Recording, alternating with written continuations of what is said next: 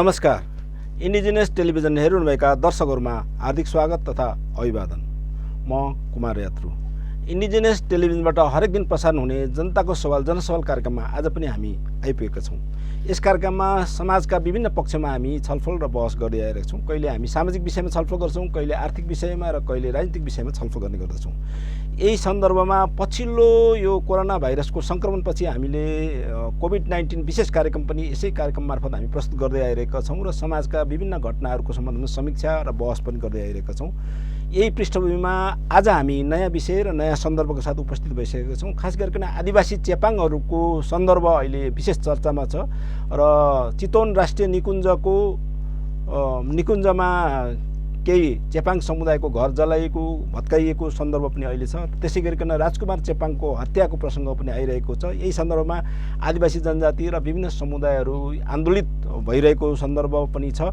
यिनै पृष्ठभूमि र यिनै सन्दर्भका साथ हामी आज कार्यक्रममा उपस्थित भइसकेका छौँ। आजको कार्यक्रममा हामी चितवन राष्ट्रिय निकुञ्ज र आदिवासी चेपाङको सन्दर्भमा विशेष छलफल गर्नेछौँ। यो छलफलमा नेपाल आदिवासी जनजाति महासङ्घका अध्यक्ष जगत बराम हुनुहुन्छ। उहाँलाई म कार्यक्रममा हार्दिक स्वागत गर्न चाहन्छु। यसै गरिकन संविधान सभाका सदस्य पूर्व सांसद हुनुहुन्छ गोविन्दराम चेपाङ कार्यक्रममा उहाँ जोडिसक्नु भएको छ। उहाँलाई पनि म हार्दिक स्वागत गर्न चाहन्छु। यसै गरिकन हामीसँग नेपालका आदिवासीहरूको मानवाधिकार सम्बन्धी वकिल समूह लाहुर निपका एकजना पदाधिकारी हुनुहुन्छ, उपाध्यक्ष हुनुहुन्छ, अधिवक्ता दिनेश घले हामीसँग हुनुहुन्छ। उहाँलाई पनि म कार्यक्रममा हार्दिक स्वागत गर्न चाहन्छु। सबैभन्दा पहिला म कार्यक्रममा चाहिँ अब स्वागत गर्दै म संविधान सभाका पूर्व सदस्य गोविन्दराम चेपाङका म जान चाहन्छु। उहाँ चाहिँ संविधान सभाका हुनुहुन्छ, चेपाङ समुदायको एकजना अगुवा पनि हुनुहुन्छ र उहाँको राजनीतिक पृष्ठभूमि पनि छ। यही सन्दर्भमा अहिले चितवनको माडी 9 कुसुम खोलाको एउटा घटना र त्यसपछि राजकुमार चेपाङको मृत्यु वा हत्याको सन्दर्भमा पनि एउटा छलफलको विषय भइरहेको छ। यस सन्दर्भमा यो वास्तविकता के हो, यो घटनाको पहिला पृष्ठभूमि बारेमा यहाँले छोटोमा बताइदिनु होला, अनि त्यसपछि अरू विषयमा हामी प्रवेश गर्नेछौँ। पहिला म गोविन्दराम चेपाङजीलाई अनुरोध गर्छु। धन्यवाद कुमारजी। तपाईँको टिभीमा बोलाएर हाम्रो जुन बहस बनाइरहनु भएको छ, तपाईँलाई म एकदमै धन्यवाद दिन चाहन्छु। अहिले यो महिनामा दुईटा घटना घट्यो। एउटा त राजकुमार चेपाङलाई चाहिँ साउने सङ्क्रान्तिको दिन सङ्क्रान्ति मान्नको निम्ति माछा मार्न, गङ्गटा खोज्न, घुँगी खोज्न गएको चेपाङलाई चाहिँ निर्ममपूर्वक कुटपिट गरेर, जो लिकलिगे चौकीको सेनाले कुटपिट गरेर सख्त घाइते बनायो। घाइते भएपछि उसको चाहिँ 8 गते मृत्यु भयो र त्यो उसमा माडी नगरपालिकाको 9 नम्बर वडाको कुसुम खोलामा जुन 3 गतेको घटना भयो, जुन 3 गतेको घटनामा चाहिँ दानबहादुर चेपाङ, दिपबहादुर चेपाङ र विष्णु चेपाङको 10 घरमा चाहिँ जुन खालको चाहिँ अमानवीय तरिकाले आगो लाउने र एउटा यो भोजराज पन्त भन्ने चाहिँ त्यहाँको सहायक वार्डनको नेतृत्वमा गएर 7वटा हात्ती लगेर चराले त गुड बनाउनु पर्ने बेलामा जुन खालको अमानवीय तरिकाले जुन घटना घटाइयो, यो चाहिँ अहिले हामीले चाहिँ राष्ट्रिय रूपमा चाहिँ हामी आदिवासी जनजाति, त्यो माथि पनि म अल्पसङ्ख्यक, हामी आदिवासी पनि अल्पसङ्ख्यक सीमान्तकृत समुदायको जातिमाथि जुन ज्यादती भएको छ, यो खेदपूर्ण छ। त्यस कारणले जुन त्यो 10 घर परिवारको अहिले बिचल्ली छ, त्यहाँ पाक्न लागेको मकै, मुखमा आएको मकै चाहिँ विध्वंस पारेर चाहिँ हात्ती लगाएर फालेको छ। एकातिर यता हामीले लास बुझ्न सकेको छैन। लास अझ पनि काठमाडौँमा हिजो पोस्टमार्टम गरेर हिजो छोडेर हामी आएका छौँ। हामीले लास बुझ्दैनौँ भनेका छौँ। जबसम्म राज्यले जुन हामीप्रति गरेको ज्यादती छ, यी विविध खाले जुन एउटा चाहिँ यो दुईटा घटनामा चाहिँ यी विविध खाले घटना भएको छ र यो घटनाप्रति आदिवासी जनजाति महासङ्घ पनि सक्रिय हुनुभएको छ। आदिवासी जनजाति महासङ्घको अध्यक्षलाई म यही तपाईँको टिभीबाट म धन्यवाद दिन चाहन्छु र हाम्रो चाहिँ लाहुर निपको चाहिँ हाम्रो वकिल साहब पनि आउनु भएको छ, दिनेश सरलाई पनि धन्यवाद म यो जानकारी गराउन चाहन्छु। हामीप्रति भएको यो घटना चाहिँ यो मानवताप्रति गर्ने व्यवहार होइन। मानवले मानवतालाई जुन खालको व्यवहार गरेको छ यो व्यवहारप्रति चाहिँ हामी आदिवासी चेपाङहरू अहिले आन्दोलित छौँ। हामी खेद व्यक्त गरिरहेका छौँ, राज्यप्रति हामी खेद व्यक्त गरिरहेका छौँ। यही सँगसँगै पनि हिजो अस्ति भर्खरै फेरि एउटा चाहिँ वन मन्त्रीको चाहिँ एउटा अभिव्यक्ति आएको छ, त्यो माडीमा चाहिँ चेपाङको घर जलाएको होइन, त्यो त गोठ हो, मचान हो भनेको छ हामीलाई। यस्तो समेत भनेको छ कि मैले त्यही भएर हिजो अस्ति पनि एउटा चाहिँ न्युजमा भनेको छु, त्यही मचान त्यही गोठमा बसेर चाहिँ तपाईँको जनयुद्ध सफल भयो मन्त्रीज्यू, तपाईँले हामीलाई आज हाम्रो घर गोठ चाहिँ हाम्रो घरलाई चाहिँ तपाईँले गोठ भन्ने, मचान भन्ने खालको कुरा चाहिँ मैले उठाइरहेको छु। मैले चाहिँ यो विषयमा चाहिँ महासङ्घको अध्यक्षज्यूले पनि यो विषयमा चाहिँ कुरा बुझिसक्नु भएको छ। त्यसकारण तपाईँको टेलिभिजन मार्फत यी कुराहरू चाहिँ आज छलफल र बहसको विषय बनाऊ। घटना यही नै हो, कुटपिट गरेको छ, छानबिन भएको छैन अहिलेसम्म पनि। आर्मी समातेर लिएर गएको छु भनेको छ, कहाँ लाग्यो त्यो थाहा पनि छैन, हामीले लास बुझ्या पनि छैनौँ। त्यो अनावय व्यवहार जुन घटना घटेको छ, माडीमा केही कुरा आएको छैन। एउटा टिम गयो, वन मन्त्रालयको टिम गएर चाहिँ गोठ जलायो भने, गोठ र एउटा मचन जलाएको छ भनेर रिपोर्ट दियो। यसकारण यी विविध घटना भइरहेको छ। यो विषयमा चाहिँ यो टिभी मार्फत आज छलफलको विषय। वन मन्त्री शक्ति बस्नेतको कुरा पनि यहाँले कोट्याउनु भयो, त्यसकारण वार्डेनको कुराहरू पनि छ। त्यसपछि त्यो राजकुमारको जुन घटना छ त्यसमा पनि नेपाली सेनाले पनि यो चाहिँ हामीबाट भएको छैन भन्ने कुराहरू आएको छ। त्यसको के तपाईँहरूकोमा त्यस्तो तथ्य सत्य प्रमाणहरू के छ? राजकुमार चेपाङ त मरेर गयो, हजुर, हामीसँग ल प्रमाण मैटो भन्छ। तर त्यो सँगसँगै कुट्ने 6 जना मान्छे त अहिले पनि जिउँदैछ नि। त्यहाँ त 7 जना मान्छे गएको छ खोलामा माछा मार्न, गङ्गाटा खोज्न गएको छ, घुइँ खोज्न गएको छ। एउटा राजकुमार त मर्यो। अनि त्यो 6 जना त हाम्रो त अहिले जिउँदो चाहिँ प्रमाण छ नि, जिउँदो प्रमाण छ। कुटाइ खाएको मान्छेहरू छ, त्यो महिला छ, 2 जना महिलाहरू छ त्यहाँ। दिलमाया चेपाङ छ, गमबहादुर मगर छ, सन्तलाल चेपाङ छ, पूर्णिमाया चेपाङ छ हैन। यी मान्छे त जिउँदो छ नि। हामीले पिटाइ खाएको, हामीलाई कुटाए छ, लगेर चाहिँ माटो बोक्न लगाएको छ, हामीलाई दुईपल्ट उठबस गर्न लगाएको छ।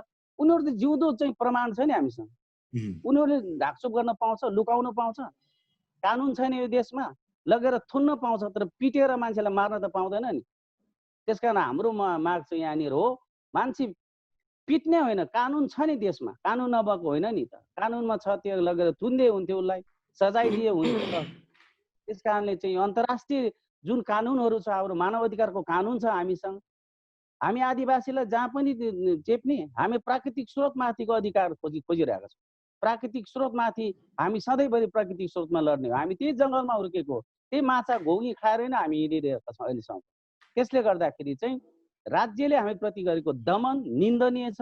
त्यसकारण यो निन्दनीय, यो अपराधलाई चाहिँ कानुनी कठोरामा जो मान्छे ल्याउँदैन तबसम्म हामी लास बुझ्दैनौँ भनेर हामी चाहिँ हिजो निस्केर आएको छौँ। लास काठमाडौँमा छ अहिले पनि राजकुमार चेपाङको। र माडीको घटनामा मान्छे विचलित छन्, तिर्पल छैन, एउटा सानो तिर्पलको भित्र ओट लागेर बस्नु परेको छ। दैनिक दिनौँ पानी चाहिँ वर्षाको टाइम छ, चेपाङहरू विचलित छन्।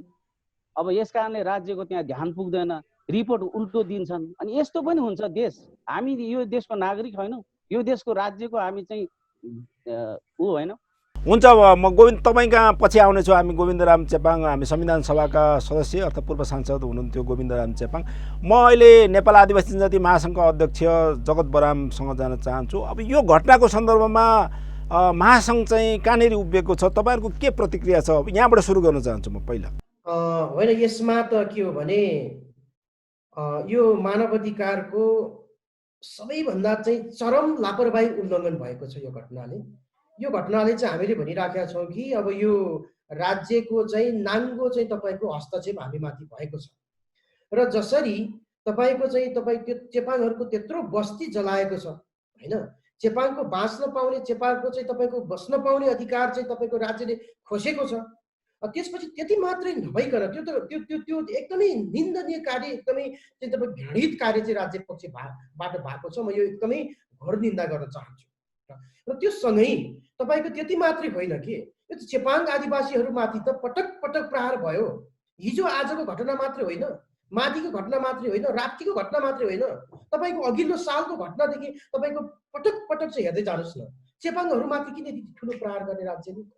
राज्य चाहिँ चेपाङले चाहिँ तपाईँको चाहिँ यो राज्यको चाहिँ नागरिक भएर बस्न नपाउने, बाँच्न नपाउने, त्यसकारण गर्दाखेरि हामीले भनेका छौँ कि यो राज्यले नेपालका चाहिँ चेपाङ आदिवासीहरूमाथि चाहिँ त्यो ऐतिहासिक एकदमै तपाईँको त्यो ठुलो चाहिँ तपाईँ प्रहार गरेको छ र हामीले भनेका छौँ कि यो जनजाति महासङ्घले चाहिँ यो घटनालाई चाहिँ एकदमै संवेदनशील रूपमा लिएको छ।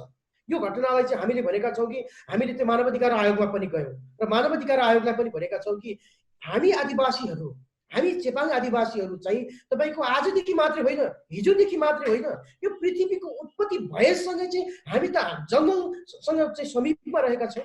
हामी त प्राकृतिक स्रोत साधनको संरक्षण गरिराखेका छौँ, त्यसको सदुपयोग गरिराखेका छौँ।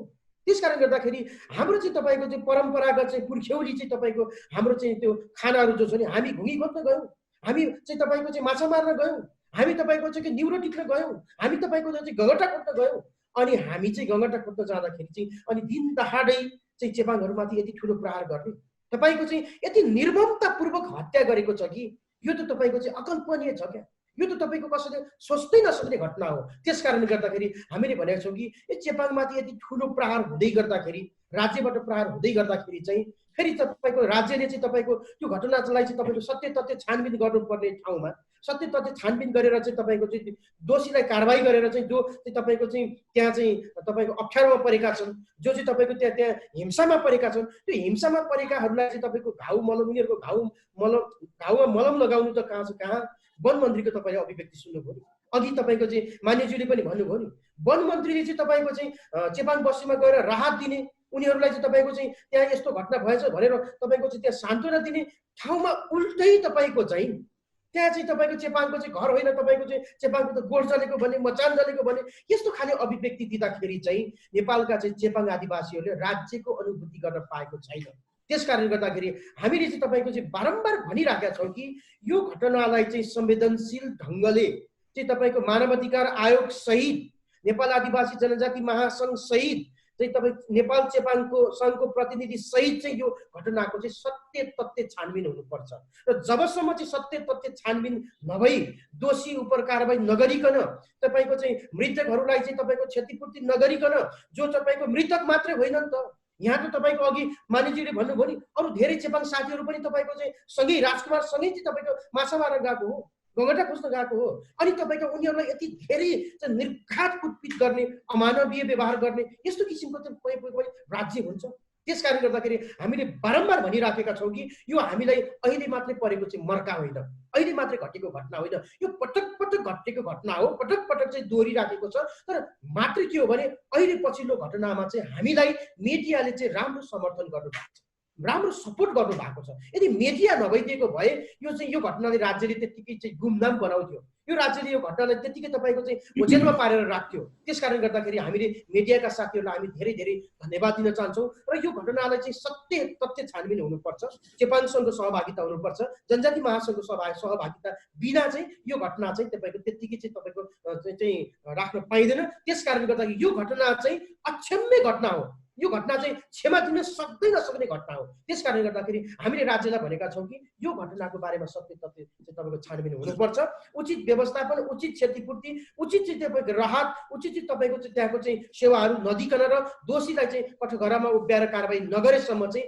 हाम्रा चेपाङ साथीहरूले चाहिँ त्यो चाहिँ राजकुमार चेपाङको चाहिँ सब बुझ्ने पक्षमा छैनन्। र त्यसकारण हामीले यति मात्रै भनेका होइनौँ कि अहिलेको वन ऐन र अहिलेको तपाईँको चाहिँ राष्ट्रिय निकुञ्ज ऐन यो दुईटै खारेज गरेर चाहिँ नयाँ ऐन बनाउनेतिर राज्य लाग्नुपर्छ, अनि मात्रै समस्याको समाधान हुन्छ। अध्यक्षज्यू, अब यो चितवन राष्ट्रिय निकुञ्जभित्रको यो दुईवटा घटनाहरू यहाँले भने जस्तै यो संवेदनशील विषय हो, संवेदनशील घटना हो, तर पनि अब टिप्पणीहरू बजारमा टिप्पणीहरू चाहिँ नेपाल आदिवासी जनजाति महासङ्घ पनि नै आफै चाहिँ संवेदनशील भएन कि घटना भएको 2 हप्ता भइसक्यो, 2 हप्तामा कुनै एक्सन देखिएन भन्ने खालको कुराहरू आइरहेको छ, के भन्न चाहनुहुन्छ?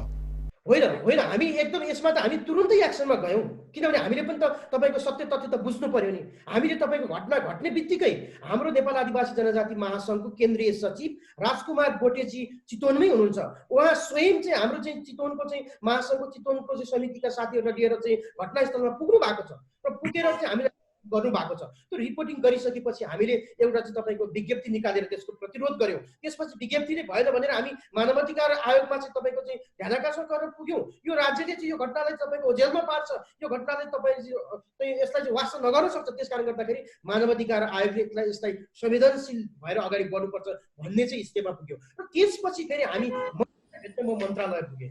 मन्त्रालयमा पुग्दाखेरि मन्त्रीलाई पटक पटक फोन गर्दाखेरि मन्त्रीले रेस्पोन्स गर्नुहुन्न, मन्त्रीले चाहिँ फोन उठाउनुहुन्न। मन्त्रीलाई हामीले पटक पटक चाहिँ तपाईँको म्यासेज गरेका छौँ, मन्त्रीको सचिवालयमा गएर चाहिँ मन्त्रीको समय मिलाइदिनु पर्यो भनेका छौँ। तर त्यो समय दिएर चाहिँ हामीसँग संवाद गर्नु त कहाँ छ कहाँ। मन्त्रीले उल्टै तपाईँको भ्रामक चाहिँ तपाईँको अभिव्यक्ति दिएर विवादमा पर्नु भएको छ। त्यस कारणले गर्दाखेरि हामीले चाहिँ तपाईँको नेपाल आदिवासी जनजाति महासङ्घले एउटा टोली बनाइसकेको छ र हामी टोली दिएर चाहिँ हाम्रो त्यो चेपाङ बस्ती जो घर जलाइएको छ, जो चाहिँ तपाईँको राजकुमार चेपाङको परिवारलाई चाहिँ हामी राहत प्याकेज दिएर हामी चाहिँ आउँदैछौँ। हामीले चाहिँ एउटा टिम पनि कार्यदल पनि बनाइसकेका छौँ। त्यस कारणले गर्दाखेरि हामी काठमाडौँमा चाहिँ नीतिगत रूपमा चाहिँ हामी लडाइँ लड्छौँ र भौतिक रूपमा चाहिँ हामी चितवनमा झरेर चेपाङ दाजुभाइ दिदीबहिनीहरूसँगै बसेर चाहिँ अब हामी सङ्घर्ष गर्ने हामीले योजना बनाएका छौँ।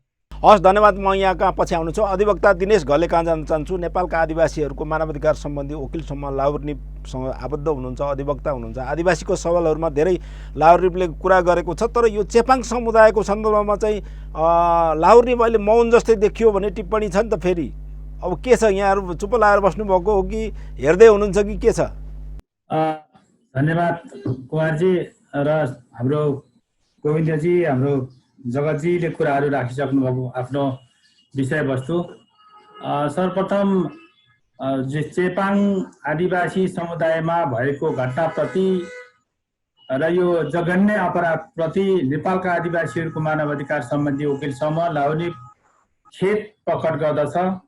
यो मानवाधिकारको जघन्य अपराध भएको छ राज्यबाट। यो जातीयतापूर्ण यो अपराध वास्तवमा मानवाधिकारको सवालमा त्यो राष्ट्रिय तथा अन्तर्राष्ट्रिय कानुनका दृष्टिकोणमा अत्यन्तै गम्भीर विषयवस्तु बन्न पुगेको छ। त्यस कारणले गर्दा राजकुमारजीको जो हत्या भएको छ यसमा हामी अत्यन्तै संवेदनशील भएको छौँ।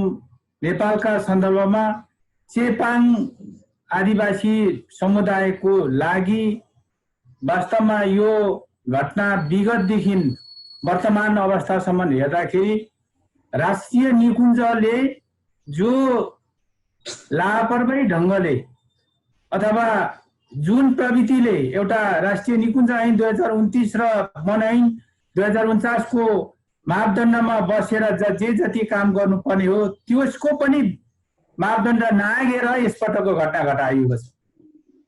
यसपटकको घटना घटिएको कुरा के हो भने चेपाङ राजकुमारजीहरूले जम्मी माछा मार्न गएको एउटा इस्यु छ। तर त्यहाँ राष्ट्रिय निकुञ्जमा हात्तीलाई दखल गर्नको लागि, त्यहाँको जन्तु जनावरलाई दखल गर्नको लागि, त्यहाँका त्यो सिमानामा राष्ट्रिय निकुञ्जभित्र पर्ने सिमानाभित्र गएर त्यो किसिमको काठदाउरा काटेको हो कि, त्यस पछाडि जन्तु जनावरलाई दखल गरी मारेको हो कि अथवा के भएको हो, त्यो कुराको निरीक्षण नगरिकन एउटा माछा मार्नु गएको न्युमा राजकुमारजी लगायतका अरू 6 जनालाई गम्भीर रूपमा कुटपिट गरी राजकुमारजीको ज्यानै गयो। अन्य 6 जनाको गम्भीर स्थिति छ। यो सन्दर्भको सवालमा नेपालमा राज्य भनेको सबै नागरिकहरूको, आदिवासीहरूको त वास्तवमा यो राज्य अभिभावक बन्न सकेन, तर नागरिकको अभिभावक त हो नि।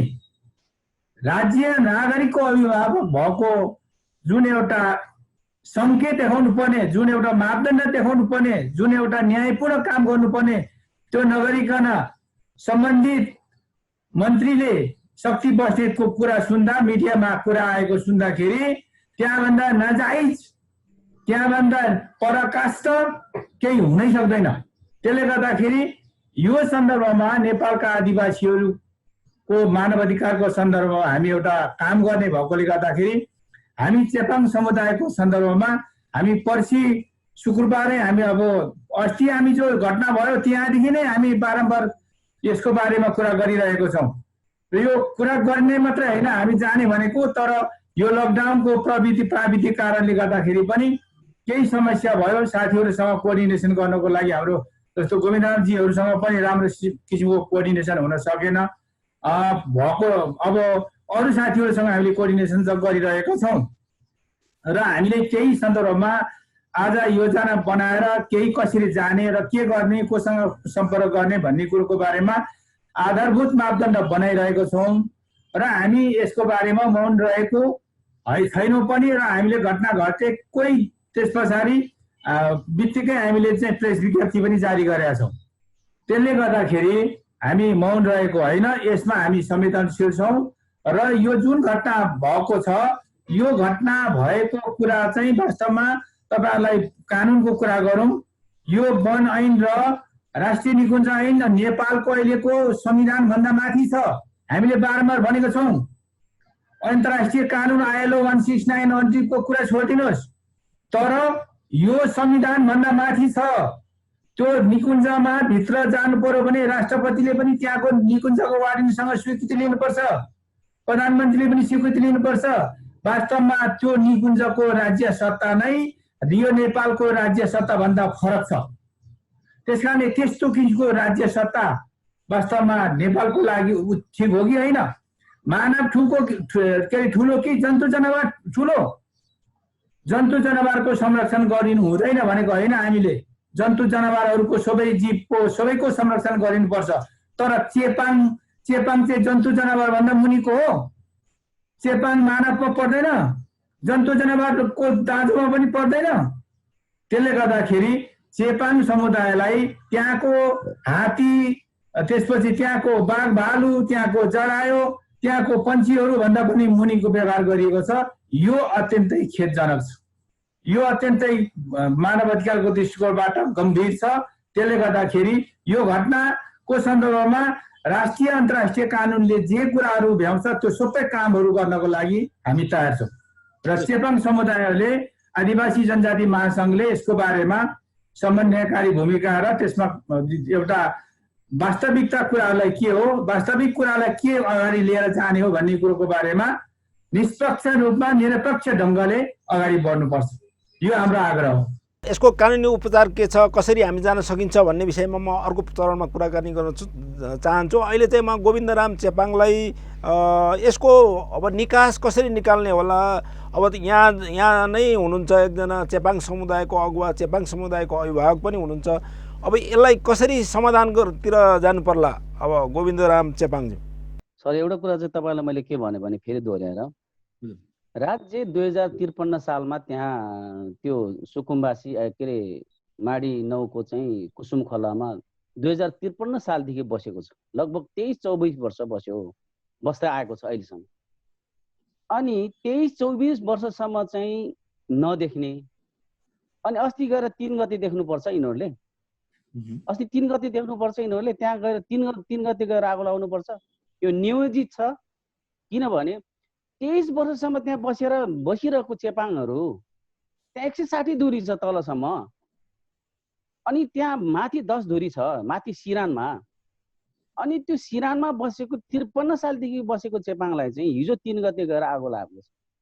यसको निकास भनेको के हो भने 53 सालदेखि बसेको क्षतिपूर्ति चाहियो। त्यसो भए हामीलाई हाम्रो भनेको हामीले अस्ति जुन सिडिओ कार्यालयमा हामीले 5 वटा बुदामा चाहिँ हामीले कुरा गर्यो के, त्यहाँ 5 वटा बुदा लिएर चाहिँ सिडिओ कार्यालयमा हामी 8 गते ज्ञापन पत्र दिएको थियो।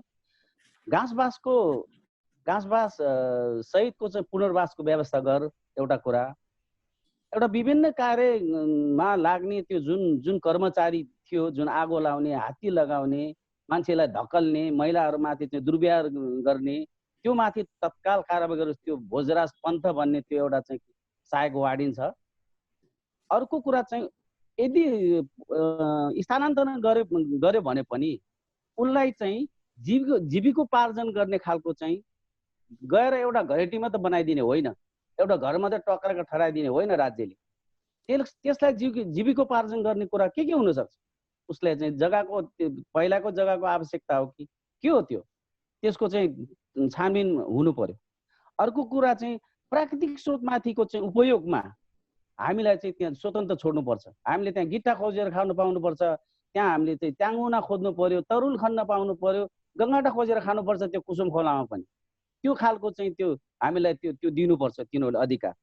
र अनि स्वास्थ्य, शिक्षा र रोजगार र अनि त्यसको चाहिँ को व्यवस्था चाहिँ गर्नुपर्छ भनेर हामीले तिनीहरूलाई एक खालको चाहिँ हाम्रो चाहिँ माग हो। यो हो हाम्रो सोलुसन भनेको। यसले हो हामीलाई निकास दिने। नत्र पनि यो हुँदैन भने हामी बरु अब यसै त मरिन्छ, यसै त आगो जलाएर मार्ने भइहाल्यो, अब बरु त्योभन्दा त मर्नु ठिक छ। के गरेर अब त्यो के भन्छ त्यसलाई, अब त्यसको निकासको लागि चाहिँ राज्यले यी कुरामा ध्यान दिन सकेन भने यो एउटा चाहिँ यो जुन नारायण रूपा खेती भन्ने चाहिँ वार्डन छ त्यहाँ, त्यो वार्डनसँग मैले कुरा गर्दाखेरि चाहिँ त्यो वार्डनले चाहिँ के भन्यो भने यो मेरो उसमा चाहिँ भएको होइन मान्यज्यू, यो कसरी यो चाहिँ यो प्रपञ्च अपनाएर चाहिँ यो भोजराज पन्थ चाहिँ यो कसरी गयो भन्ने खालको कुरा चाहिँ उहाँबाट पनि सुनिएको छ। अब यी प्रपञ्चहरू के हो यो पनि हामीले बुझ्न सकेको छैनौँ। 53 सालदेखि बसेको चेपाङलाई 3 गते यो साउन 3 गते गरेर चाहिँ आगो लगाउने 24 वर्ष चाहिँ नदेख्ने तिनीहरूले भनेपछि यो त सरकारको यो चाहिँ हामी प्रतिको चाहिँ यो चाहिँ त्यो के भन्छ हामीलाई चाहिँ जुन हेपिने अघि नै चाहिँ हाम्रो वकिल साहबले भने जस्तो हामी चाहिँ जनावर भन्दा नि मुनि राख्ने, हामी चाहिँ एउटा चाहिँ त्यहाँको चाहिँ कछुवा जतिको नि मूल्य नहुने जाति भयौँ हामी। त्यस कारणले यो जबसम्म यो निकासको कुरा चाहिँ मैले यो 5वटा बुदामा कुरा गरेँ, जबसम्म यो 5वटा बुदा चाहिँ राज्यले उपलब्ध गराउन सकेन तबसम्म चाहिँ हामी आन्दोलित हुन्छौँ। हाम्रो अध्यक्षज्यू हुनुहुन्छ महासङ्घको अध्यक्षज्यू, महासङ्घ अध्यक्षज्यूलाई म यही कुरा गर्छौँ, हाम्रो आन्दोलन भनेको हामी आदिवासीको आन्दोलन हो। हामीलाई गत 3 वर्ष अगाडि रेशम चौधरीलाई पनि त्यही लोथर खोलाको दोमानमा चाहिँ गोली ठोकेर मारिदिएको छ, राति गोली नै हानिदियो।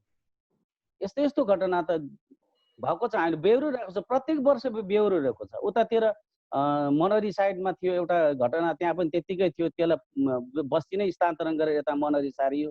त्यसपछि अहिले पनि बाघ आएर मान्छे मार्ने काम भइरहेछ, त्यसको क्षतिपूर्ति हुँदैन, मान्छे चाहिँ जे गरे नै मार्न पाउने। यस्तो कारणले गर्दाखेरि यी हाम्रो 5वटा बुदाहरू चाहिँ हामीले चाहिँ जुन खालको माग राखेको छु चेपाङ सङ्घले, हामी चेपाङ सङ्घले र महासङ्घलाई पनि म जानकारी गराउन चाहन्छु। महासङ्घ त्यो प्रति उहाँ एकदम उत्तरदायी हुनुहुन्छ। अनि हामी यो 5वटा बुदामा चाहिँ सहमति भयो भने यसको निकास हुन्छ, नत्र निकास हुँदैन। अहिले भर्खरै मैले अघि पनि हजुरहरूलाई मैले भने जुन त्यो कर्मचारीलाई चाहिँ समातेर लिएर गएको छ अरे भनेको छ, रेको कुरा छ, कहाँ लग्यो त्यसलाई, कुन कठघरामा लगेर राखेको छ त्यो उसले चाहिँ सेनाले चाहिँ। अनि त्यो हामीलाई जानकारी हुनु पर्दैन? समात्यो तिमीहरूलाई कुट्ने मान्छे त समयसँग हामीले भनेर एउटा मुखले भनेर हुन्छ। अघि महासङ्घको अध्यक्षज्यूले भन्नुभयो जबसम्म यसको छानबिनको बारेमा महासङ्घको प्रतिनिधि, चेपाङको प्रतिनिधि र उहाँहरूको प्रतिनिधि, राज्यको प्रतिनिधि बसेर चाहिँ जबसम्म यसको चाहिँ राम्रोसँग छानबिन हुँदैन भने यो चाहिँ चेपाङहरूले चाहिँ मान्ने हुँदैन। र आदिवासी जनजाति महासङ्घलाई पनि म अध्यक्षज्यूलाई पनि जानकारी गराउन चाहन्छु, यो हामी मान्दैनौँ। यो तपाईँ अब हाम्रो नेता पनि हुनुहुन्छ, त्यसले गर्दाखेरि यो कुरामा चाहिँ हामी सबैको ध्यान पुग्नु पर्यो। आदरणीय दर्शकबिन, आज हामी चितवन राष्ट्रिय निकुञ्जको र त्यहाँको आदिवासी चेपाङ बिचको यो द्वन्द्वको सन्दर्भमा हामी छलफल गरिरहेका छौँ। आज हामीसँग हुनुहुन्छ नेपाल आदिवासी जनजाति महासङ्घको अध्यक्ष जगत बराम र संविधान सभाका पूर्व सदस्य गोविन्दराम चेपाङ, त्यसै गरिकन अधिवक्ता दिनेश घले। हामी यो छलफललाई, यो बहसलाई निरन्तरता दिने नै छौँ। अहिले भने छोटो विश्रामको बेला भएको छ, विश्रामपछि तुरुन्तै आउनेछौँ।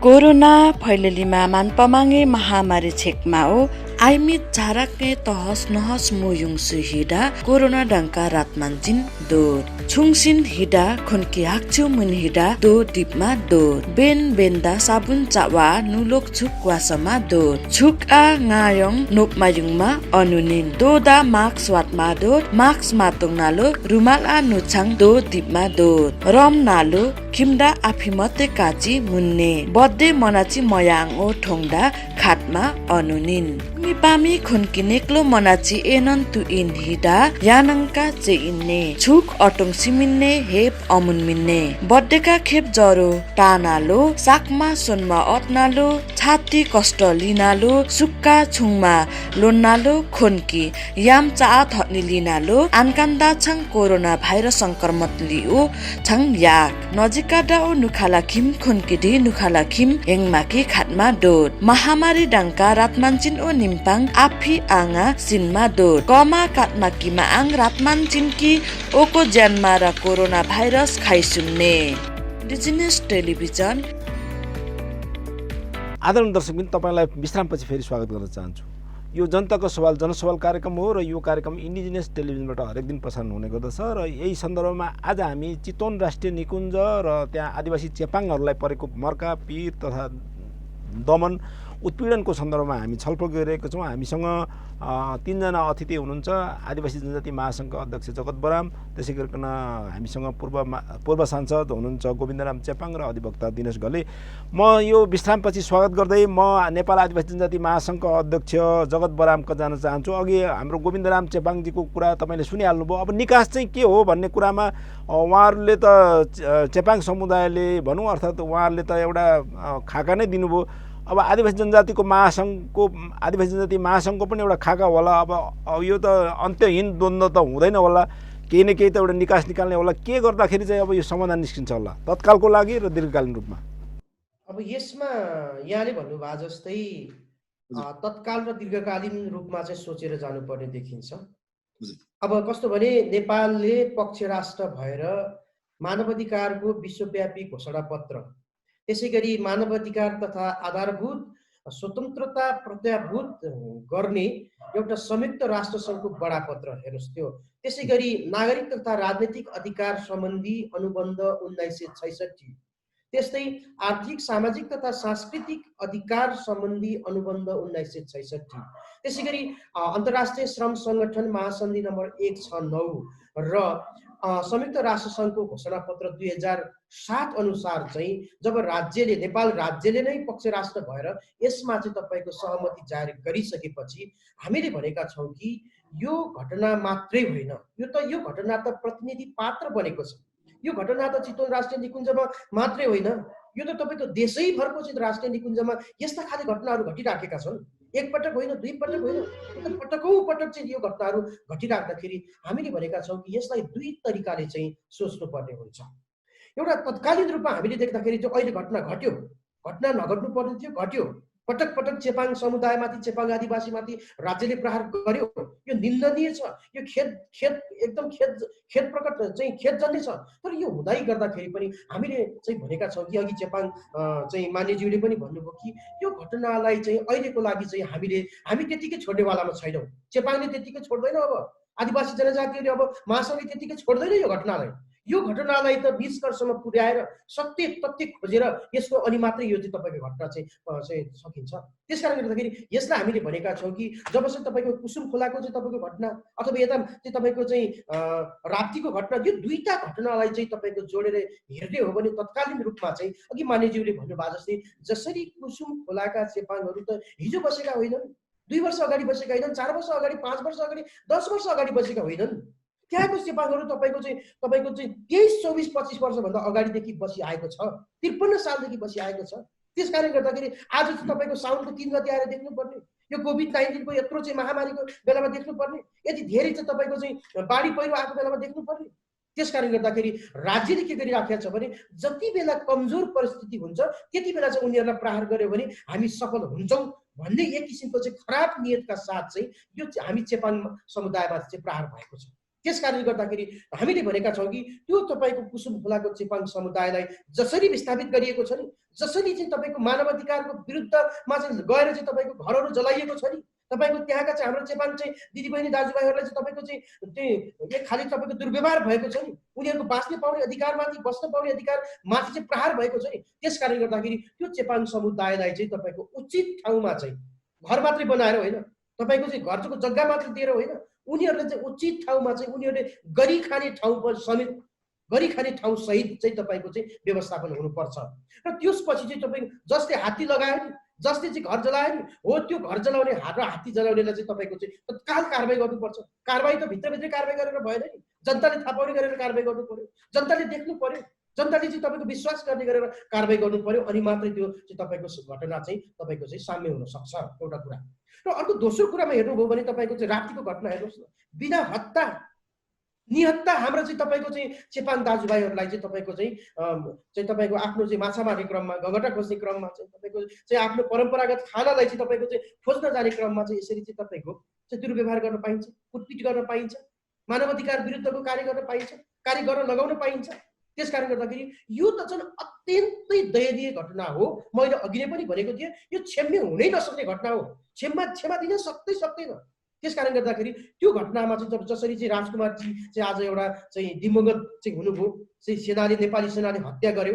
त्यस कारण गरी नेपाली सेनाले हत्या गरिसकेपछि चाहिँ राजकुमारलाई चाहिँ सरकारले उचित चाहिँ क्षतिपूर्ति दिनु पर्यो, उसको परिवारलाई, आश्रित परिवारलाई रोजगारीको व्यवस्था गर्नु पर्यो, आश्रित परिवारलाई तपाईँको अरू व्यवस्थापन गर्नु पर्यो। त्यो सँगै तपाईँको चाहिँ जो चाहिँ हाम्रा चाहिँ तपाईँको अरू साथीहरू, अरू तपाईँको धेरै चेपाङ साथीहरू हुनुहुन्छ, दिलमायाहरू अथवा चाहिँ सन्तलालहरू र लगायतका चाहिँ अरू चेपाङहरूलाई चाहिँ तपाईँको चाहिँ जसरी कुटपिट गरेका छ नि, त्यो उनीहरूलाई पनि क्षतिपूर्ति दिनु पर्यो, उनीहरूको चाहिँ औषधि उपचार गर्नु पर्यो, उनीहरूको चाहिँ बाँच्न पाउने अधिकारको ग्यारेन्टी गर्नु पर्यो। र अनि मात्रै तपाईँको चाहिँ त्यो लगायत चाहिँ जसले चाहिँ घटना घटाएको छ नि त्यसलाई चाहिँ तपाईँको चाहिँ कानुन अनुसार चाहिँ दण्ड सजाय दिनु पर्यो।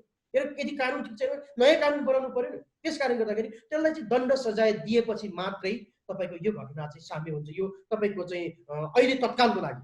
तर दीर्घकालीन रूपमा हेर्ने हो भने हेर्नुहोस्, दीर्घकालीन रूपमा हेर्ने हो भने मैले अघि भने नि, अघि नेपालले चाहिँ तपाईँको धेरै चाहिँ सन्धि सम्झौतामा गएर चाहिँ हस्ताक्षर गर्ने, प्राकृतिक स्रोत साधन चाहिँ आदिवासीको हो, उनीहरूले उपभोग गर्छन् भनेर चाहिँ हस्ताक्षर गर्ने, आयो कन्भेन्सन नम्बर 169 चाहिँ नेपालमा लागू गर्छु भनेर हस्ताक्षर गर्ने, त्यसपछि संयुक्त राष्ट्र सङ्घीय घोषणापत्र चाहिँ तपाईँको मान्छु भनेर चाहिँ तपाईँको हस्ताक्षर गर्ने, अरू तपाईँको धेरै मानवाधिकारका चाहिँ तपाईँको चाहिँ सन्धि महासन्धिहरूलाई चाहिँ म नेपालमा चाहिँ तपाईँको कार्यान्वयन गराउँछु भनेर चाहिँ नेपाल विदेशमा गएर चाहिँ हस्ताक्षर गरेर आउने, अनि त्यसपछि नेपालमा आएपछि सबै बिर्सिने, अनि त्यही कानुनलाई चाहिँ चेपेर त्यही कानुनमाथि कुल्चेर चाहिँ यति चाहिँ निहत्ता आदिवासीहरूमाथि चाहिँ पटक पटक प्रहार राख्दाखेरि चाहिँ त्यो विभिन्न चाहिँ नेपालले पक्ष राष्ट्र भएर गरेका चाहिँ तपाईँको अन्तर्राष्ट्रिय सन्धि सम्झौताहरूलाई चाहिँ जसरी मनन गरेका छ त्यो अन्तर्राष्ट्रिय सन्धि सम्झौता अनुरूप नेपालको चाहिँ अघि यहाँले भन्नुभयो जस्तै अथवा हाम्रो अघि दिनेश घलेज्यूले भन्नुभयो जस्तै राष्ट्रिय निकुञ्ज ऐन र चाहिँ तपाईँको वन ऐन चाहिँ त्यो चाहिँ अन्तर्राष्ट्रिय कानुन अनुसार चाहिँ तपाईँको चाहिँ परिमार्जन गर्नु पर्यो,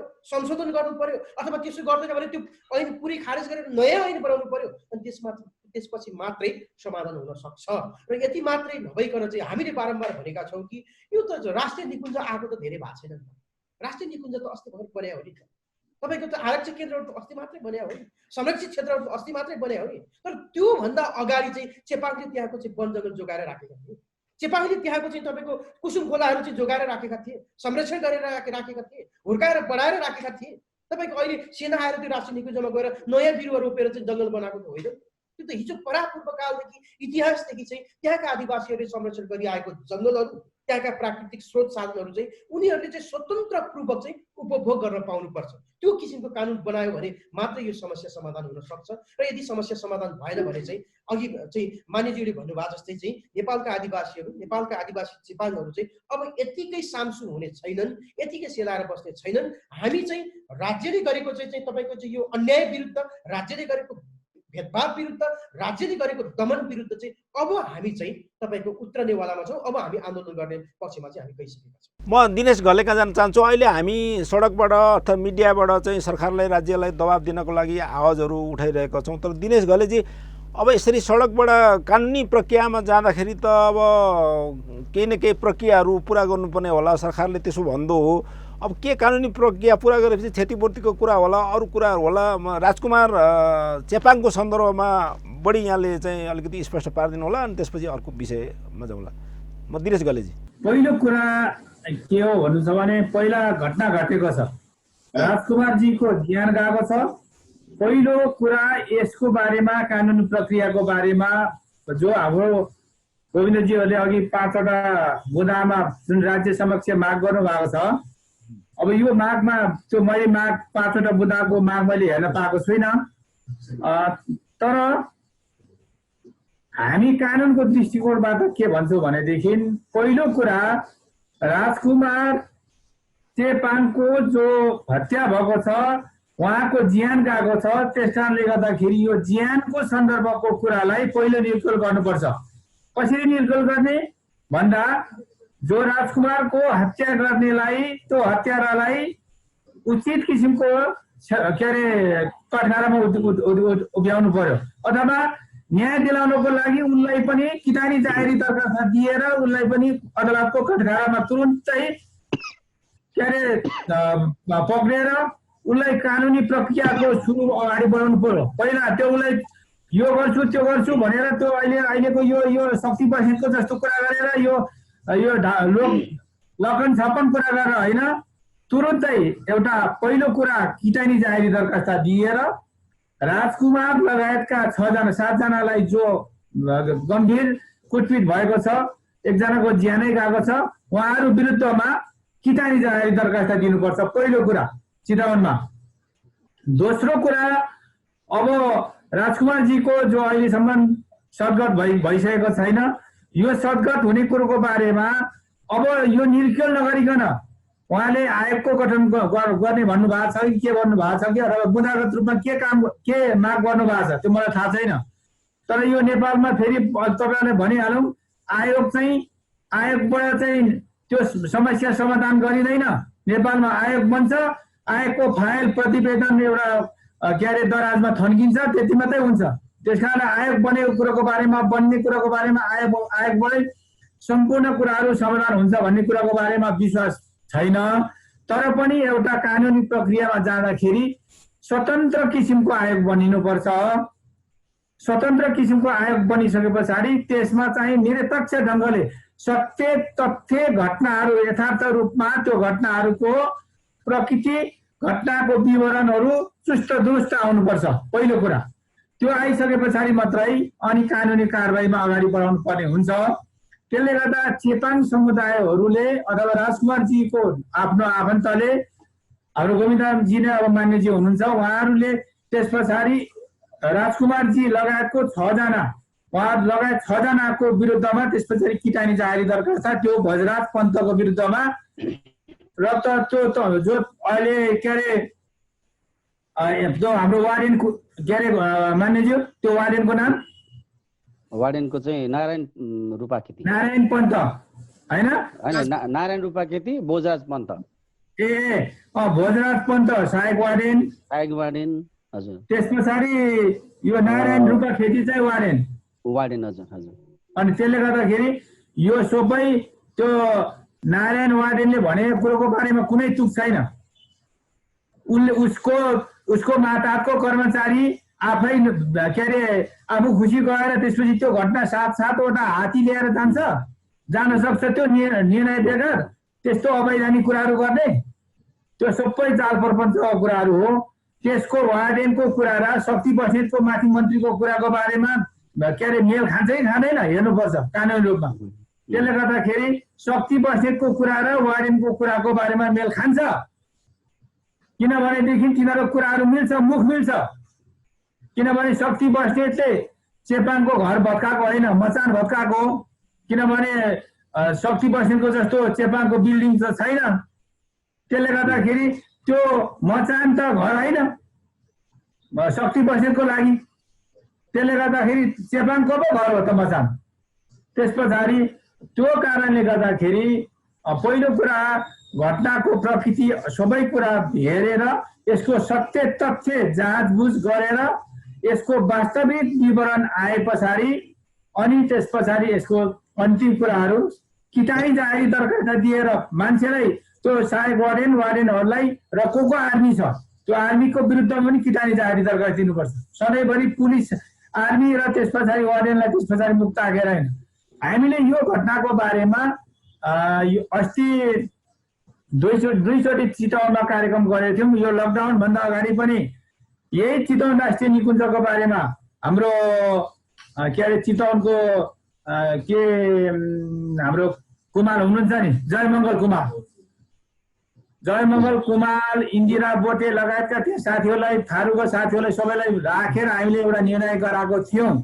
त्यो निर्णय के हो भन्नुहुन्छ भने सबै आदिवासी जनजातिहरूको सङ्घ संस्थाहरू मिलेर यो राष्ट्रिय निकुञ्जले गरेको जो एउटा कानुनी विपरीत कामहरू छ, एउटा त लिगल च्यालेन्ज गर्ने, यो राष्ट्रिय निकुञ्ज ऐन र वन ऐनलाई च्यालेन्ज गर्ने एउटा कुरा सरकारवाला र अधिकारवालाहरू हो, त्यहाँका आदिवासी जनजातिहरू।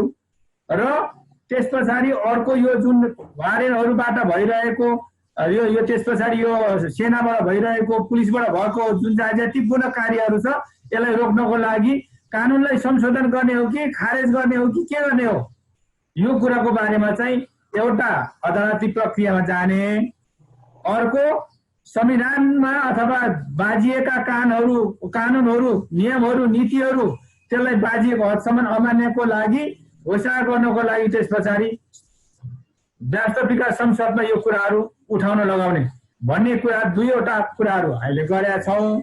हो यो कुरोलाई पनि अब चाहिँ उठाएर लानुपर्ने अवस्थाहरू देखिएको छ। गोविन्दरामजी, यो तपाईँहरू यो कानुनी प्रक्रियाहरू जाहेरी दिने कुराहरू गर्नु भएको छ कि यसमा सहमत हुनुहुन्न कि किन के छ? हामीले जाहेरी दिएको छौँ। यो जाहेरी दिने कुरामा चाहिँ जस्तो हाम्रो चाहिँ मेयर साहब हुनुहुन्छ, माडीका ठाकुर ढकालजी हुनुहुन्छ होइन, ठाकुर ढकालजी पनि हामीलाई व्यापक सहयोग गर्नुभएको छ। त्यसपछि राप्ती नगरपालिकाको मेयर साहब प्रभा बरालजी हुनुहुन्छ, उहाँले पनि हामीलाई एकदमै सहयोग गर्नुभएको छ र हामीले जाहेरी दिइसकेका छौँ। अघि हाम्रो वकिल साहबले भन्नुभयो जस्तो कि 2031 सालमा माडीको वन जिल्ला वन कार्यालयले हेर्दै 31 सालदेखि यतासम्म जब पछाडि यो जुन राष्ट्रिय निकुञ्ज बनाउने कुरा भयो, त्यहाँदेखि राष्ट्रिय निकुञ्ज बनाएदेखि चाहिँ हामीले चेपाङहरूले यो भोग्दै आएका छौँ। यो विषयमा ठाकुर ढकालजी एकदम क्लियर हुनुहुन्छ र अनि यो हाम्रो पार्वती रावलजी हुनुहुन्छ सभापतिज्यू, जुन अहिले उहाँले चाहिँ एक खालको चाहिँ त्यो सबै तयारी गर्दै हुनुहुन्छ, एउटा चाहिँ एक खालको चाहिँ त्यो प्रतिवेदनहरू तयार गर्दै हुनुहुन्छ। त्यसपछि हामी त्यो प्रतिवेदन सब तयार पारेर हामी जाने भन्ने कुरा चाहिँ मान्यज्यूले भन्नुभएको छ। अब तर राज्यले सुन्छ कि सुन्दैन भन्ने कुरा नै सबभन्दा ठुलो कुरा। हामीले निवेदन जाहेरी दिएको छौँ जिल्ला प्रशासन जिल्ला प्रहरी कार्यालयमा। जाहेरी दिन पनि त्यसले हामीलाई 5 घन्टा झोलाइदियो, जाहेरी बुझ्दैन भन्छ। त्यसपछि एसपी र त्यहाँको डिएसपी साहबसँग अलिकति कुरा भएपछि बल्ल जाहेरी दियो। जाहेरी दिएपछि हामी 7 जना राखेर चाहिँ जाहेरी दिएको छ, त्यो मृतक सहितको नाम राखेर।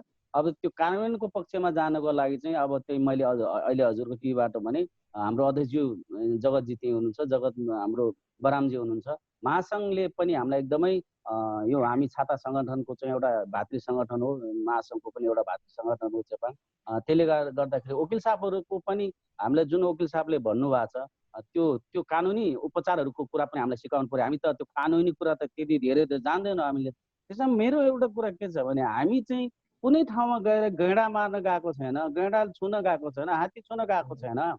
अनि हामीलाई चाहिँ एउटा बसोबासको आधारमा, एउटा चाहिँ गङ्गाटा मारेको आधारमा, अघि चाहिँ एउटा कछुवा पनि छोएको छैन हामीले। एउटा गङ्गाटा र घोङ्गी भन्ने जात के हुन्छ अरे, एउटा कालो यत्रो डल्लो त हुन्छ नि, त्यो घोङ्गी माछा। अनि त्यो सुकुमासी के अरे कुसुम खोलाको चाहिँ जङ्गलमा चाहिँ 24 वर्षदेखि चाहिँ खन्जोत आएको बारी चाहिँ आएर हामीलाई चाहिँ अहिले देखाउने, यो चाहिँ राज्यको सबभन्दा ठुलो निन्दनीय अपराध हो। मैले भन्न खोजेको यही कुरा हो। त्यसले गर्दाखेरि राज्यले यतिखेर हामीलाई हेर्ने दृष्टिकोण अलिक फरक भयो कि भन्ने चाहिँ मेरो चाहिँ मान्यता हो। महासङ्घ अध्यक्षज्यू कहाँ एकछिनमा आउनेछु। अहिले दिनेशजीले नै भन्नुहोस् न, अब यो कानुनी सहायताको कुरा उहाँले गर्नुभएको छ, एउटा कानुनी सहायता कसरी दिने, उपलब्ध गराउने, लाउटिपले तपाईँहरूले त्यो एक्सपर्टिज छ कि छैन, एउटा कुरा भयो। अर्को कुरा तपाईँहरूले यो अब जाहेरी त दिइसकेको रहेछ, भयो भने यो प्रमाणित भयो भने, अर्थात् प्रमाण नष्ट गर्ने कुराहरू, प्रमाणको संरक्षण गर्ने कुराहरू, त्यसको लागि समुदायले कसो गर्नुपर्छ, दुईवटा प्रश्न भयो। तेस्रो प्रश्न, यदि प्रमाणित भएमा दोषीहरूलाई कसरी कारबाही हुन्छ होला, तिनवटा म 16 डुलोमा संक्षिप्तमा जवाबको अपेक्षा गर्छु यहाँबाट। पहिलो प्रश्नको कुरा, यो जुन घटनाको सम्बन्धमा उहाँले जाहेरी दरखास्त दिनुभएको रहेछ, अब त्यो समयमा दिनुभएको रहेछ। तर अब मेयर लगायतका मान्छेहरूले भन्नुभएको छ जाहेरीमा त्यो अन्तर्वस्तुको कुराहरू के राख्नु भएको छ, त्यो गम्भीर कुराहरू छ। सबैभन्दा प्रारम्भिक रूपमा आधारभूत डकुमेन्ट नै त्यही हुन्छ। घटनाको प्रकृति हेर्दा जाहेरी दरखास्त भनेको नै सुरुको मुद्दाको प्रक्रियाको सबैभन्दा प्रारम्भिक डकुमेन्ट हो। त्यसले त्यसमा के कुराहरू, पेटबोलीमा के कुरा खोलिएको छ, जस्तो दण्ड जरिमानको बारेमा खोलिएको छ कि छैन, घटनाको विवरणको बारेमा त कतिपय त्यो लेखनदाजहरूले घटनाको विवरणहरूको बारेमा बङ्ग्याएर पनि लेखेको हुन्छ। ती नै त्यो जाहेरी दरखास्त त लेखेको हुन्छ, तर जाहेरी दरखास्तको अन्तर्वस्तुभित्र प्रवेश नगरिकन बाहिर जाहेरी दरखास्त लियो भन्दाखेरि भोलि गएर सरकारी वकिलकोमा प्रक्रियामा जाँदाखेरि हेर्दाखेरि फौजदारी न्याय सम्बन्धीको बारे, आचार संहिताको बारेमा, देवानी सम्बन्धीको बारेमा यो लगायतका जति पनि कानुनहरू, संविधानका कुराहरू, अन्तर्राष्ट्रिय कानुनका कुराहरू त्यहाँ कोडेड भएनन् भने फेरि पक्रेर जानुको लागि के हुन्छ भने दोषी उम्किने चान्स बडा ठुलो हुन्छ। त्यसले गर्दाखेरि त्यतिखेर नै जाहेरी दरखास्तमै सम्पूर्ण कुराहरू, विवरणहरू, यो मान्छेले यो घटना घटाएको, यो घटना विरुद्धमा यो अपराध लाग्छ, यसलाई दोष यदि हुन्छ भन्ने कुरोको बारेमा किटानी जाहेरी भनेको त्यो कुरा हो। त्यसले गर्दाखेरि प्रक्रियागत कुराको बारेमा उहाँले त्यो कुरा मिलाउन भएको नै होला। अब मान्यजीहरू, मेयरहरू सबैले बस्नु भएको रहेछ। तर अब हामी पर्सि गयौँ भने त्यो जाहेरी दरखास्त पनि हेरौँला। हाम्रो मान्यजीहरूले त्यो जाहेरी दरखास्तको प्रतिलिपि राख्नु भएको छ नि? त्यसले गर्दा त्यहाँ त्यो जाहेरी दरखास्त दिनुभएको दर्ता नम्बर टिप्नु भएको छ नि? हजुर। जिल्ला प्रहरी कार्यालय चितवनमा दिएको जाहेरी दरखास्तको दर्ता नम्बर टिप्नु भएको छ कि छैन? त्यो छ होइन? त्यो हामीलाई उपलब्ध गराउनु होला। त्यसले गर्दाखेरि अब त्यो त ज्यान गएको छ, ज्यान मार्ने नियत गरेको होइन, ज्यान मरेको हो त्यो। त्यसले गर्दाखेरि ज्यान मरिसकेको छ, ज्यान मरिसकेपछि सर्वसहित जन्म कैद हुन्छ त्यो ज्यान मरिसके पछाडि। त्यसले गर्दाखेरि राजकुमार चेपाङको ज्यान मरिसकेको कारणले गर्दाखेरि अरूको हकमा बाहेक राजकुमारको हकमा त्यो वार्डेनलाई र त्यो सेनालाई, तिनीहरूलाई सबैलाई सर्वसहित जन्म कैदको बारेमा ग्यारेन्टीको कोड गरेर त्यस पछाडि जाहेरी दरखास्त दिएको हुनुपर्छ। यदि पुलिसले त्यो कुराको बारेमा गरे के अरे राम्रोसँगले त्यो कुरा पुगेको छैन भने थप फेरि हामीले दिन पाइन्छ, निवेदन दिन पाइन्छ, त्यसको बारेमा अरू सरकार कायम गरेर दिन पाइन्छ। त्यसले गर्दाखेरि यो प्रक्रियाको बारेमा चाहिँ तपाईँहरू अगाडि जानुपर्ने हुन्छ। वकिल साहबलाई अलिकति मैले यहाँ जोडेँ। यो विषयमा चाहिँ के हो भने अलिकति त्यो तपाईँले भने जतिको सबै त गुदी कुरा त पुगेको छैन होइन। हामीले चाहिँ त्यो त्यहाँको स्थानीय त्यो जुन कारबाही गरेर त्यो सम्बन्धित कुटपिट गर्नेलाई र हामी यो 7 जना चाहिँ जाहेरीवाला हो, 6 जना जाहेरीवाला हो भनेर चाहिँ त्यो सबै प्रक्रिया त पुर्याएनौँ हामीले। तर तपाईँले भने जस्तो जो कानुनी प्रक्रियाहरू जुन अन्य उपचारहरू गरेका छैनौँ त अब महासङ्घ अध्यक्षज्यूसँग फेरि छलफल गरेर के गर्नुपर्ने हो त्यो बारेमा थप निवेदन हाल्नुपर्छ। हजुरलाई म जानकारी गराउँछु। हुन्छ। अब हामी कार्यक्रमको अन्तिमतिर छौँ। अब के अरे हाम्रो महासङ्घको अध्यक्ष जगत बरामका जान चाहन्छु। यहाँ एउटा कानुनी प्रश्नको पनि कुरा आएको छ, कानुनी लडाइँ कसरी लड्ने भन्ने कुरा आएको छ। अर्को राजनीतिक लडाइँ पनि, अनि त्यसपछि सडक आन्दोलन पनि कसरी गर्ने भन्ने आएको छ। अब नेतृत्वकर्ता त आदिवासी जनजाति महासङ्घ नै हो। महासङ्घले चाहिँ कसरी सोचेको छ? अब कानुनी छोड्ने कि राजनीतिक लड्ने कि अब कसरी जाने, अब समाधान कसरी खोज्ने? होइन, यसमा चाहिँ यस्तो छ, किनभने हामी लडाइँ त सधैँ लडिराखेका छौँ। कहिले जित्या होलाौँ, कहिले हारेका होलाौँ, कहिले चाहिँ मध्य बाटोमै बसेका होलाौँ। तर यो पछिल्लो घटनालाई हेर्दाखेरि चाहिँ अघि नै हामीले पटक भनिराखेका छौँ कि यो संवेदनशील घटना, यो एकदमै चाहिँ क्रूर घटना घटेको छ। यसलाई चाहिँ यो घटना छेड्ने हुँदैन। त्यसकारण गर्दाखेरि अब हामी यसलाई 3 तरिकाले जानुपर्छ भन्ने मलाई लाग्छ। र पहिलोमा चाहिँ के छ भने अब हामी चाहिँ हाम्रो चाहिँ यो जुन राजनीतिक लडाइँलाई पनि हामीले अगाडि बढाउनुपर्छ। सँगै यो राजनीतिक लडाइँ गरेर तपाईँको चाहिँ हामी विभिन्न मन्त्रीसँग होस् अथवा चाहिँ सरकारवालासँग होस् अथवा विभिन्न खाले चाहिँ तपाईँको अरू चाहिँ तपाईँको राजनीतिक तहमा होस्, यो चाहिँ तहमा गइसकेपछि चाहिँ हामीहरू राजनीतिक लडाइँ भनेको चाहिँ यो अघि भन्यो भने हामीले तत्कालीन रूपमा दिने चाहिँ तपाईँको चाहिँ यो सेवाहरू छ नि अथवा चाहिँ क्षतिपूर्तिहरूको कुरा छ नि, यो पनि राजनीतिक लडाइँका रूपमा लगेर चाहिँ यसलाई चाहिँ हामीले अगाडि बढाउनुपर्छ। हामीले जति पनि माग मुद्दाहरू पेश गरेका छौँ, हामीले माग मुद्दाहरू पेश गरेको चाहिँ यो डायलग अथवा यो राजनीतिक रूपमा संवाद गरेर अथवा सरकारसँग संवाद गरेर चाहिँ यसलाई अगाडि बढाउनु पर्छ, एउटा कुरा। र दोस्रो कुरा चाहिँ हामीले अब यो घटना घटिसकेपछि चाहिँ हामीले चाहिँ त्यो हाम्रो जुन चाहिँ चेपाङ चाहिँ तपाईँको बस्तीमा छ अथवा माडी र तपाईँको चाहिँ राप्तीमा चाहिँ हामीले आन्दोलन गर्छौँ। हामी त्यहाँ आन्दोलन गर्छौँ। त्यहाँ आन्दोलन चाहिँ हामी जनजाति महासङ्घ र चाहिँ तपाईँको चेपाङ सङ्घ मिलेर र त्यहाँको चाहिँ स्थानीय समुदाय मिलेर हामी आन्दोलन गर्छौँ। हामीलाई त तपाईँको चाहिँ चेपाङसँग आदिवासी समुदायको मात्रै चाहिँ तपाईँको समर्थन होइन, हामीलाई त अरू धेरै तपाईँको नेता कार्यकर्ताहरूको सहयोग छ। हामीले त राजनीतिक दलका चाहिँ नेताहरूले पनि यो घटना चाहिँ एकदमै क्रूर घटना भयो, यो अमानवीय घटना भयो, यो चेपाङमाथि चाहिँ पटक पटक गरेको प्रहार चाहिँ यो चाहिँ मानवाधिकार विरुद्ध भयो भनेर हामीलाई चाहिँ तपाईँको स्थानीय समुदाय होस् अथवा चाहिँ राजनीतिक पार्टीहरू होस् अथवा त्यहाँको स्थानीय सरकार होस् हामीलाई समर्थन गर्नु भएको छ। त्यस कारणले गर्दाखेरि उहाँहरूसँग चाहिँ समन्वय गरेर चाहिँ हामी तपाईँको आन्दोलन गर्छौँ। र तेस्रो कुरा चाहिँ अब हामी चाहिँ राजनीतिक लडाइँ पनि लड्छौँ र आन्दोलन पनि गर्छौँ र त्यो सँगै चाहिँ लावरटिपमा हाम्रो आग्रह के हो भने कानुनी रूपमा चाहिँ अगाडि बढ्नको लागि, कानुनी उपचार खोज्नको लागि चाहिँ यहाँहरूले चाहिँ अलिकति नेतृत्व गर्नुपर्छ, त्यो म आग्रह गर्न चाहन्छु। विशेष गरेर हामीसँग चाहिँ लावरटिपको उपाध्यक्षज्यू हुनुहुन्छ, उपाध्यक्षज्यूले चाहिँ यसलाई यो घटनालाई संवेदनशील रूपमा लिनु भएको छ, यसलाई चाहिँ तपाईँको चाहिँ बडो चाहिँ तपाईँको संवेदनशील ढङ्गले सोच्नु भएको छ। त्यस कारण यसमा अझै थप हामी तपाईँको चाहिँ सडकमा लड्छौँ, हामी आन्दोलन गर्छौँ, हामी राजनीतिक रूपमा चाहिँ डायलग गर्छौँ भने यसलाई चाहिँ तपाईँको कानुनी रूपमा उपचार खोज्ने काम चाहिँ लावरटिपले चाहिँ गर्नुहुनेछ भन्ने हामी विश्वासका साथ चाहिँ अगाडि बढिराखेका छौँ। त्यस कारणले गर्दाखेरि म यहाँहरूकै यो इन्डिजिनियस टेलिभिजन मार्फत चाहिँ म समग्र चेपाङ आदिवासी लगायत चाहिँ आदिवासी जनजाति समुदायलाई आग्रह गर्न चाहन्छु कि यो देशमा यदि न्याय हराएको छैन भने, यो देश यदि कानुनी राज्यको देश हो भने, यो देशमा कानुन लागू हुन्छ भने यो देशको कानुन चाहिँ तपाईँको चाहिँ प्रधानमन्त्री राष्ट्रपतिदेखि लिएर सामान्य देशको चाहिँ नागरिकसम्मलाई पनि समान ढङ्गले चाहिँ तपाईँको कानुनको चाहिँ तपाईँको कार्यान्वयन हुन्छ भनेर कानुनको पालना हुन्छ भने चाहिँ हामी तपाईँको चाहिँ एकदमै तपाईँको एक ढिक्का भएर चाहिँ हामी सङ्घर्ष गर्छौँ। यो कानुन चाहिँ तपाईँको चाहिँ बराबर ढङ्गले लागू हुनुपर्छ। त्यस कारणले गर्दाखेरि हामीले भनेका छौँ कि यो घटनालाई संवेदनशील ढङ्गले लिएर चाहिँ हामी चेपाङ समुदायको चाहिँ लगायत अरू आदिवासी समुदायको अथवा वनमा आश्रित चाहिँ आदिवासी जनजाति नभइकन अरू चाहिँ तपाईँको स्थानीय समुदायहरू पनि छन्, दलितहरू छन्, मधेसीहरू छन्, अरू धेरै तपाईँको चाहिँ खसारीका चाहिँ तपाईँको समुदायहरू पनि छन् हो, उहाँहरू समेतसँग चाहिँ हामी सहकार्य गरेर यो चाहिँ हाम्रो अहिलेको घटनालाई चाहिँ हामीले तार्किक निष्कर्षमा पुर्याएर हामीले जे जति पनि माग चाहिँ राखेका छौँ यो मागलाई चाहिँ परिपूर्ति हुने गरेर र दीर्घकालीन रूपमा चाहिँ कानुनलाई चाहिँ तपाईँको संशोधन गरेर चाहिँ तपाईँको अघि बढ्नुपर्ने देखिन्छ। त्यस कारण यसको लागि चाहिँ नेतृत्व गर्न महासङ्घ तयार छ र त्यो सँगै चाहिँ तपाईँको चाहिँ कानुनी रूपमा चाहिँ नेतृत्व गर्नको लागि म लावरटिपका चाहिँ पदाधिकारीज्यूहरूलाई पनि आग्रह गर्न चाहन्छु। जस्तो कि अध्यक्षज्यूलाई, महासङ्घ अध्यक्षज्यूलाई चाहिँ मेरो चाहिँ सजिलो एउटा राम्रो उपाय के भइरहेछ भने यो एउटा राष्ट्रिय मुद्दा भयो, तपाईँहरू जस्तो मिडियाले चाहिँ यो हाम्रो मुद्दालाई ल्याइदिनु भएको छ, म तपाईँहरूलाई एकदम अन्तस्करणदेखि धन्यवाद दिन चाहन्छु। अर्को कुरा त माडी नगरपालिका चाहिँ माडी क्षेत्र चाहिँ प्रचण्ड जुन अहिले चाहिँ नेकपाको अध्यक्ष पनि हुनुहुन्छ, प्रचण्डको क्षेत्र पनि हो त्यो। त्यस कारणले अर्को चाहिँ यहाँ राप्ती नगरपालिका 2 चाहिँ सुरेन्द्र पाण्डे हिजोको अर्थमन्त्री र स्थायी समिति सदस्य पनि हुनुहुन्छ।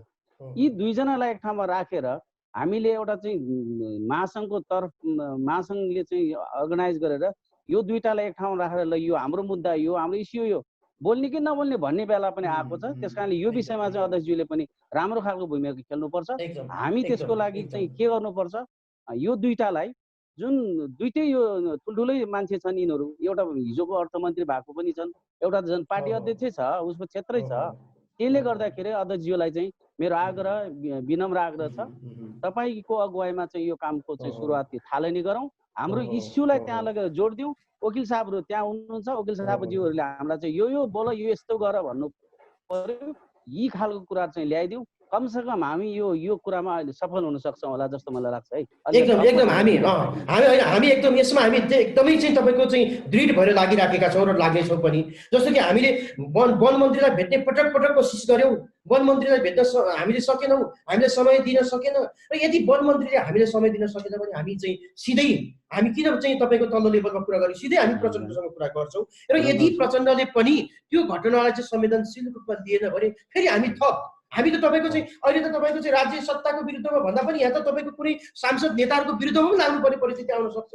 त्यस कारणले गर्दाखेरि नेताहरूले, सांसदहरूले चाहिँ यो घटनालाई चाहिँ तपाईँको संवेदनशील रूपमा लागेर चाहिँ यो घटनालाई चाहिँ तपाईँको चाहिँ उचित व्यवस्थापन गर्न सकेन भने त्यो सांसद अथवा मैले भन्दै गर्दाखेरि चाहिँ यदि यो घटनालाई चाहिँ शक्ति बस्नेतले चाहिँ लापरवाही ढङ्गले चाहिँ सोच्ने हो भने भोलि शक्ति बस्नेतको पद जान सक्छ। यदि प्रचण्डले चाहिँ यो घटनालाई चाहिँ संवेदनशील रूपमा नलिने हो भने प्रचण्डको पनि पद जान सक्छ। त्यस कारणले मैले भनेको छु कि यदि यो घटनाहरू संवेदनशील रूपमा लिएन भने नेताहरू, मन्त्रीहरू चाहिँ राजीनामा दिएर चाहिँ गए हुन्छ भने। अन्तिममा कार्यक्रमको अन्तिममा म दिनेश घलेजीबाट म बिट मार्न चाहन्छु। अब यो अहिले तत्काल हामी न्याय दिलाउने न्याय खोज्ने कुराहरू छँदैछ। अब यो पछि दीर्घकालीन रूपमा चाहिँ निकुञ्ज र यो आदिवासी जनजाति बीच स्थानीय बासिन्दा बीच द्वन्द्व नै नआउने गरी कसरी जानु पर्ला र आजको छलफलको निष्कर्षसहित तपाईँले छोटोमा बोलिदिनु होला, म पालो आफ्नो निष्कर्ष राखिदिनु होला। अन्तिम हो यो।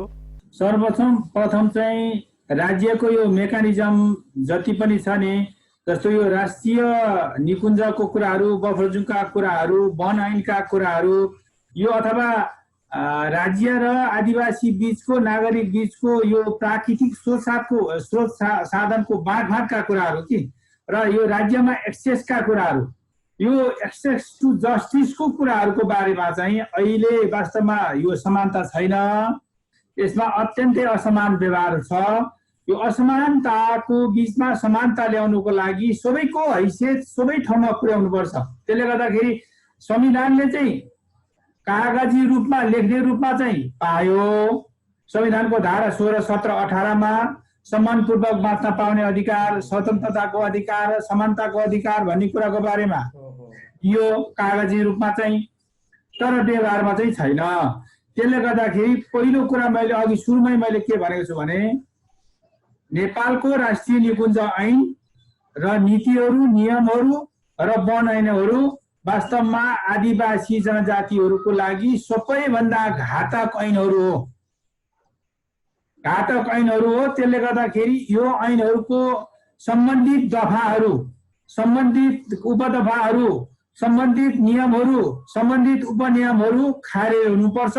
त्यसको ठाउँमा आदिवासी जनजातिहरूको समुदायसँग बसेर छलफल गरेर के शब्दहरू संयोजन गरेर ठिक हुन्छ, सबैको सम्मान हुने, सबैको मानव अधिकारको रक्षा हुने कुन चाहिँ शब्दहरू राखिनुपर्छ, त्यो शब्दहरू राखेर यो राष्ट्रिय निकुञ्ज ऐन, वन ऐन त्यस पछाडि संशोधन भएर परिमार्जन भएर त्यस पछाडि आउनुपर्छ।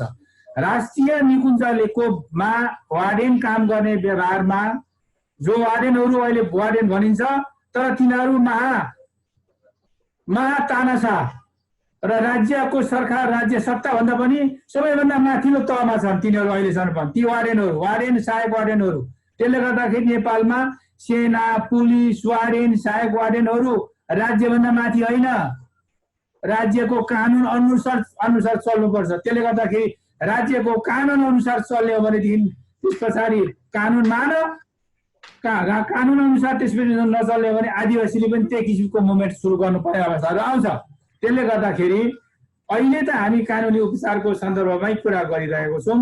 यी लगायतका कानुनहरू अन्तर्राष्ट्रिय कानुनसँग बाजिन्छ, नेपालको संविधानसँग बाजिन्छ।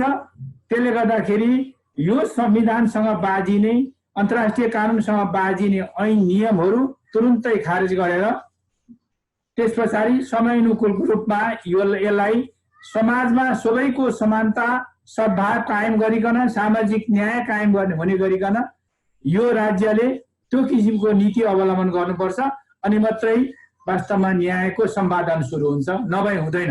अब हामीले जुन खालको 5वटा बुदाहरू राखेर चाहिँ हामीले माग गरेका छौँ, त्यो 5वटा बुदालाई चाहिँ सम्बोधन गर्नुपर्छ।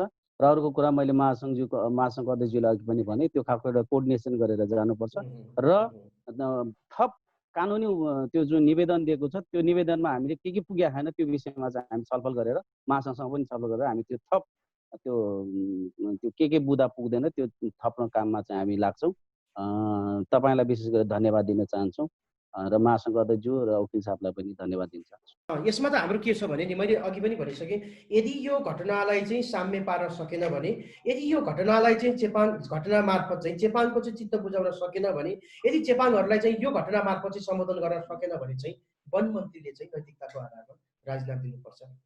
अहिलेको मुख्य माग त्यो हो होइन? मुख्य माग होइन, हामीले जति पनि माग प्रस्तुत गरेका छौँ नि, यदि यो मागहरू चाहिँ पुरा गर्न सकेन भने, हामीले प्रस्तुत गरेका छौँ नि, हामी चेपाङ समुदाय प्रस्तुत गरेको मागहरू चाहिँ यदि चाहिँ पुरा गर्न सकेन भने वन मन्त्रीले राजीनामा दिनुहुन्छ।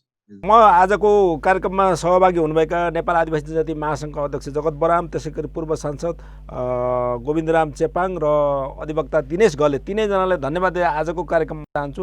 आदरणीय दर्शकबिन, भोलि अर्को विषय, अर्को अतिथि र अर्को सन्दर्भका साथ हामी फेरि यही कार्यक्रम लिएर उपस्थित हुने नै छौँ।